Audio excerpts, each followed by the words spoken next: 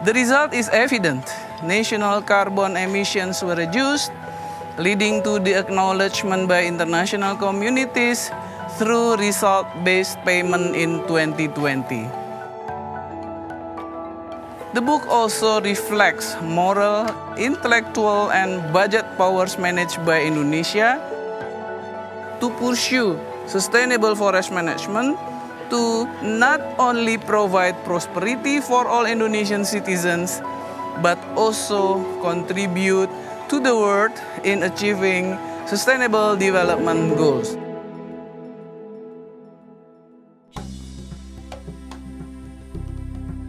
Komitmen Indonesia untuk mengolah hutan secara lestari, salah satunya dengan mengimplementasikan pembentukan Kesatuan Pengolahan Hutan atau KPH sebagai mandat Undang-Undang Nomor 41 Tahun 1999 tentang Kehutanan. KPH menjadi ujung tombak dan pusat pelayanan teknis pengolahan hutan di tingkat tapak bagi seluruh pengolah hutan, khususnya masyarakat.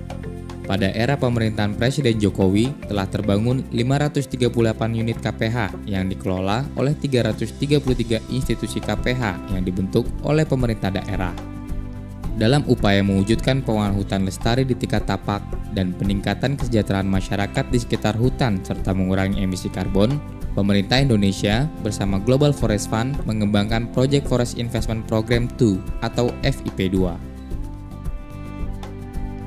Pendanaan proyek ini dilaksanakan melalui hibah Global Forest Fund yang disalurkan melalui World Bank dan Danida Denmark sebagai pendampingan dana pemerintah Indonesia. Proyek FIP2 dikembangkan dengan fokus pada 3 hal pokok. Yang pertama, penguatan kelembagaan, kebijakan, dan kapasitas institusi pada desentralisasi pengelolaan hutan. Kedua, pengembangan platform pengetahuan. Ketiga, peningkatan praktek pengolahan hutan di 10 KPH. Fokus proyek FIP2 berada di 10 KPH pada 8 provinsi, yaitu 4 KPH di Pulau Sumatera, 2 KPH di Pulau Kalimantan, 2 KPH di Pulau Sulawesi, dan 2 KPH di Pulau Nusa Tenggara. Proyek ini juga melibatkan masyarakat di sekitar hutan di 10 wilayah KPH.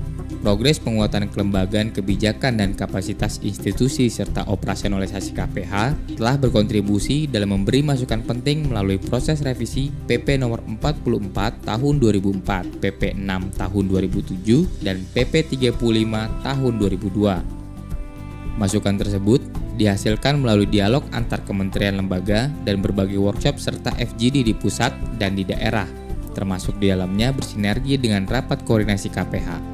Dalam upaya menyempurnakan implementasi substansi peraturan menteri, telah disusun 8 konsep standar operating procedure terkait pengolahan hutan di KPH. Dalam penguatan operasionalisasi KPH di tingkat tapak untuk terselenggaranya fungsi tata kelola hutan yang lestari secara ekonomi, sosial, dan lingkungan, pada 10 KPH telah dilakukan kajian lingkungan sosial yang hasilnya digunakan dalam penyempurnaan RPHJP KPH. Penguatan lain telah dilakukan melalui pertama, peningkatan kapasitas staf KPH dalam menerapkan pelibatan masyarakat atau proses partisipasif dalam pengolahan hutan. Kedua, kapasitas KPH dalam membangun apresiasi dan peran masyarakat untuk membangun bisnis kemitraan pada KPH.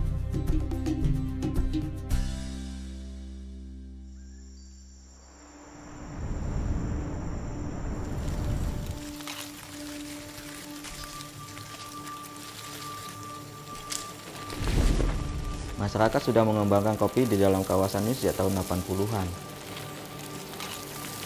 Program FIP2 ini mendukung untuk pengembangan kopi, aren, dan bambu. Boleh kami sampaikan bahwa produksi aren kami di Rinjani Barat ini itu 5.000 liter per hari. Atau kalau kita hitung setahun itu hampir 2 juta. Penguatan kesejahteraan masyarakat pada 10 KPH telah mendapat perhatian dan dukungan penuh dalam peningkatan usaha masyarakat melalui perhutanan sosial. Pada 10 KPH lokasi target telah terselenggara upaya peningkatan kesejahteraan masyarakat pada 95 kelompok tani hutan melalui pemberian hibah usaha. Pemberian hibah telah menggerakkan KTH dan partisipasi masyarakat antara lain 33.018 orang sebagai penerimaan manfaat langsung, 20% sebagai penerima manfaat langsung perempuan, 29.235 masyarakat sekitar hutan yang terkena dan menerima kenaikan manfaat, 10.941 masyarakat minoritas etnis yang terkena dan menerima kenaikan manfaat, 5.905 perempuan yang terkena dan menerima kenaikan manfaat. Dalam memperkuat langkah-langkah peningkatan penguatan kapasitas KPH dan masyarakat, pada setiap KPH telah dibangun Knowledge Management Information System yang dikemas terintegrasi dengan platform online berupa portal Knowledge Management Information System atau KMIS KPH. Portal tersebut digunakan untuk otomasi perkantoran KPH. Peningkatan kapasitas KPH dalam penyusunan aset pengetahuan menyebarluaskan pengalaman, promosi, dan pengolahan data dan informasi.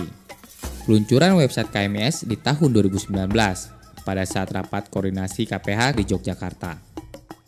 Pada saat ini telah tersedia 228 aset pengetahuan berupa 88 artikel, 126 video, dan 14 dokumen. Sebagai portal yang diharapkan dapat menjembatani pertukaran pengetahuan dan informasi pemasaran dan investasi yang melibatkan usaha kelompok tani hutan dan KPH. KMIS telah mencakup promosi dan pemasaran 25 komoditas, membuka 9 peluang investasi, dan menyediakan informasi jasa lingkungan di 9 lokasi.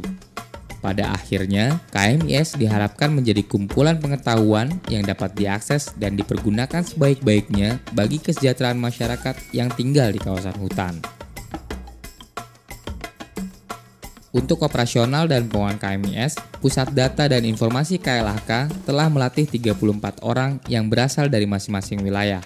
Dalam penyelenggaraan pendidikan dan pelatihan melalui e-learning, telah terbangun Smart Class sebagai sarana pembelajaran jarak jauh.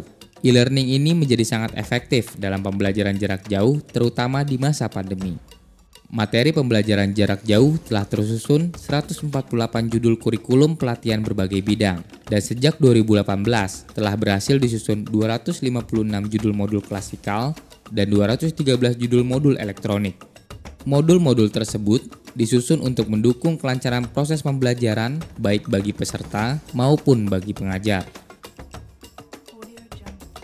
Untuk mendorong kompetitif KPH dalam implementasi KMIS, telah terselenggara kegiatan kompetisi aset pengetahuan pada tahun 2020. Kompetisi diikuti oleh 8 KPH yang meliputi 18 video.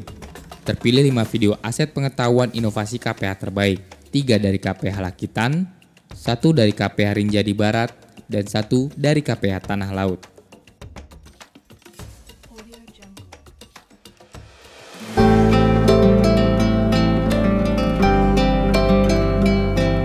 Mari kita jaga hutan ini. Selain kita berpikir masalah ekonomi, tetapi ekologi juga harus menjadi bagian dari pemikiran yang penting untuk kita dalam mengelola kawasan hutan.